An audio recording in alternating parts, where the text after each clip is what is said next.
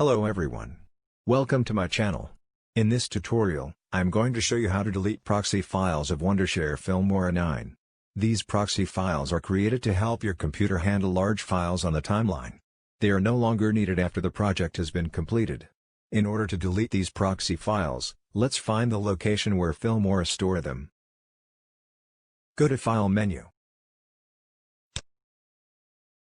Select Preferences. At the Performance tab, look at the proxy options at the bottom of the window.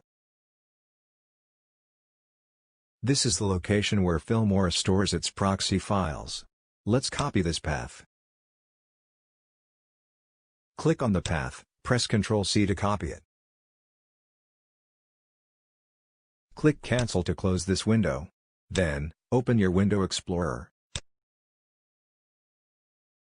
Paste the path you copied. Here are all the proxy files of Filmora9. You can just highlight all of them and delete them as what you normally do with your computer files. That's how to delete proxy files in Filmora9. I hope you liked the tutorial. Thanks for watching and I will see you in my next tutorials. Bye for now.